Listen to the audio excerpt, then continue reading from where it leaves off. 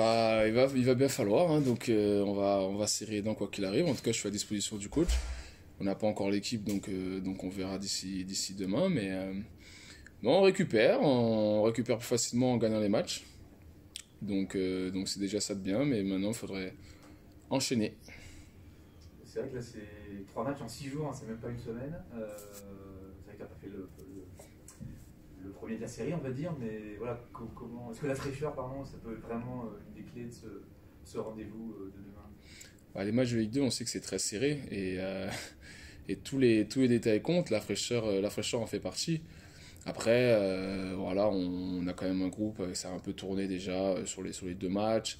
Donc tout le monde n'aura pas fait tous les matchs en entier. Donc après, je connais pas l'équipe, donc je sais pas. Mais en tout cas, on va pas arriver avec 11 mecs qui ont joué la totalité des deux premiers matchs. Donc on aura suffisamment d'énergie pour gagner ce match. Maintenant, ça suffira pas. Il faudra s'y mettre tous les ingrédients. Il va falloir faire un bon match, être solide défensivement, proposer du jeu, parce qu'on sait que c'est une équipe de Rodez qui est une bonne équipe de Ligue 2. Depuis quelques années, ils le prouve. C'est toujours difficile de les jouer. Donc maintenant, à nous d'être aussi une équipe difficile à jouer. On sait qu'à domicile, au Stade des Alpes, c'est le cas. Maintenant, il va falloir que ce soit aussi le cas à l'extérieur. Et ça passera par prendre des points, déjà pour commencer. Prendre des points et gagner le match surtout. Est-ce que vous avez un début d'explication sur ces deux visages un petit peu qu'on a l'impression de voir On a commencé la saison difficilement. Ouais. Pour commencer déjà, on a commencé la saison, c'était pas facile, on n'était pas encore complètement prêt, on n'était pas à notre meilleur niveau aussi, faut l'admettre. Et bon, maintenant on ressort un peu la tête de l'eau, donc c'est bien. On sait qu'à domicile, avec notre public qui nous aide énormément, bah, on arrive à faire des bons matchs. Et on sait que quand on donne le maximum, au moins ça tourne en notre faveur, en tout cas jusqu'à présent. Donc ça c'est quelque chose qu'on a aussi en tête, que les adversaires ont aussi sûrement en tête. Et comme je vous dis, les matchs ne jouent pas grand chose, ça bascule, ça bascule de notre côté, comme on a pu le voir mardi contre Nancy ou même à 10, on arrive à rester dans le match et à marquer des buts sur coup de pied arrêté qui fait que on prend l'avantage et après c'est plus facile. On a cette solidarité, on fait bloc ensemble et on arrive aussi à se projeter vers l'avant, ce qui nous manque un peu à l'extérieur, c'est-à-dire que bah, on manque un peu de dangerosité, on fait un peu moins peur, du coup on concède plus et on est moins bien tout simplement. Donc maintenant un match c'est 11 mecs contre 11 mecs sur un terrain de foot, donc que ce soit à Grenoble ou à l'extérieur, on doit être capable de présenter mieux que ce qu'on a pu faire à l'extérieur jusqu'à présent. On sait que l'année dernière on a réussi à en gagner, donc c'est à dire que cette année on doit être aussi capable d'en gagner. Et si on veut passer une bonne saison, il va falloir gagner aussi à l'extérieur. Donc il n'est jamais trop tard pour commencer. Et ça serait bien de déclencher ces matchs à l'extérieur contre Rodez. Mardi, vous êtes 10 contre 11, vous menez au score, tu aurais pu être prudent, et il y a pourtant cette chevauchée qui mène, je crois, en plus au corner où tu marques, si je dis pas de bêtises. C'est justement cet état d'esprit-là dont tu parles, un peu conquérant finalement, qu'il faut essayer d'impliquer à l'extérieur. Exactement, c'est ça, c'est-à-dire que Ce que tu t'es dit d'ailleurs sur le moment, j'y vais, voilà, on réfléchit pas au côté. je me suis pas posé de questions et en gros c'est ce qu'on devrait faire et moi le premier encore plus souvent, c'est-à-dire que ne pas forcément penser forcément aux conséquences, si j'y vais pas, on va prendre un contre, on va perdre le ballon, etc. Faut plutôt jouer le coup gagnant et se dire que si j'y vais, on va peut-être se procurer une occasion et le meilleur moyen de pas se concéder d'occasion, de pas concéder de but, c'est de s'en procurer nous. C'est-à-dire que s'il y a corner pour nous, c'est pas une action pour eux. Donc bon, on peut toujours se faire contrer, hein, mais voilà, c'est-à-dire qu'il faut essayer de jouer le coup gagnant au maximum, et puis si ça passe pas, ça passe pas, mais au moins quitte à perdre, de perdre les armes à la main. J'aime bien cette expression, donc c'est exactement ce qu'il nous faut, et essayer d'inverser un peu cette dynamique à l'extérieur, mais je me fais pas de soucis, je sais qu'on travaille dur à chaque fois, et qu'on a confiance en nous aussi, et que pour l'instant ça va pas payer, mais que le travail paye, tôt ou tard. Donc à nous de faire, de forcer un peu le truc pour que ça paye plutôt tôt que tard. Ce premier but, toi qui en as mis 4 l'année dernière, tu l'attendais un peu ou c'était vraiment c'est la cerise sur le gâteau de marquer quand on est défenseur central? La cerise sur le gâteau, pas forcément, parce que c'était un match où c'était un peu serré quand même, parce qu'il y avait 2-1.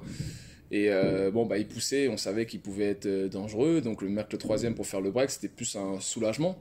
Parce qu'on savait qu'avec 2 buts d'écart, bah, ça nous ouvrait un peu plus de la victoire, quoi. Ça nous donnait plus de chances de gagner le match.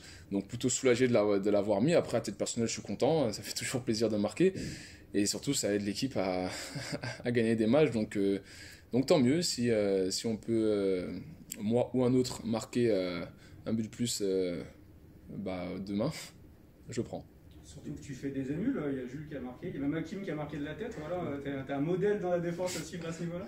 Je sais pas si je suis un modèle, hein, je n'irai pas jusque-là, mais c'est vraiment bien quand on soit à 3 avoir marqué en plus de la tête, c'est top. En plus, si on peut marquer du pied avant, on signe, hein, donc non, c'est bien, on a marqué 4 buts, voilà, ça nous fait du bien au moral, cette victoire nous fait du bien au classement. Donc voilà, après, voilà, ça reste une victoire, on en a fait 3 cette saison, c'est bien, mais c'est pas assez.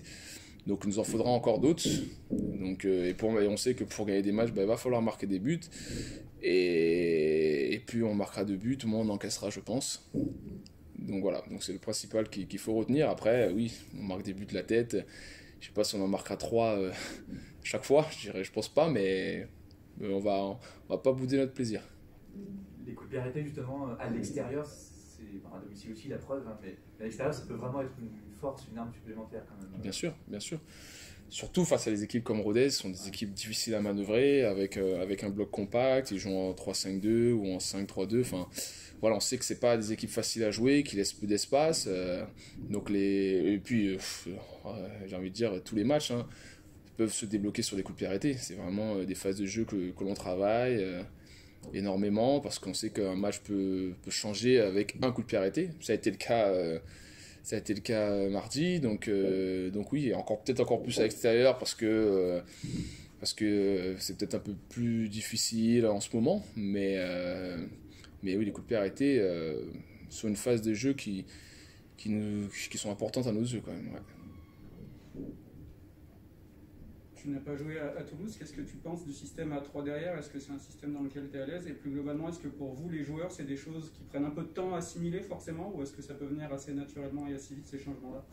Alors, jouer à 3, moi, ça ne me pose pas du tout de problème. C'est un système sur lequel j'ai déjà joué. J'ai plus souvent joué à 4. Mais comme tout système, l'assimiler individuellement, je pense qu'on est tous professionnels, on a tous déjà joué peut-être plus jeunes, même dans d'autres clubs, donc on a tous cette culture pour, entre guillemets, l'appréhender individuellement, mais là où c'est un peu plus compliqué, c'est collectivement, c'est-à-dire qu'il faut que tous on se mette sur la même longueur d'onde et qu'on ait tous les mêmes affinités ou qu'on parle le même langage sur ce dispositif. Donc ça demande forcément un peu de temps pour qu'on s'aligne tous sur le même langage, mais pourquoi pas. Après ça dépendra du match, ça dépendra de l'adversaire, ça dépendra des joueurs à disposition, et puis ça dépendra surtout du coach qui mettra en place, hein. Moi c'est pas moi qui fais le dispositif, mais c'est pas ça peut être une arme de plus en tout cas, ça peut être faut le voir comme ça peut être une arme de plus, comme un dispositif dans lequel on peut évoluer. On voit qu'il y a de plus en plus d'équipes qui évoluent dans ce système. L'équipe de Rodez en fait partie. Bon, eux, pour le coup, ils jouent comme ça depuis des années, même s'ils peuvent jouer à 4. Généralement, ils sont plus à 3 ou à 5. Ils le maîtrisent bien, donc après, c'est à nous aussi de travailler si on doit jouer dans ce dispositif. Ou un autre, d'ailleurs.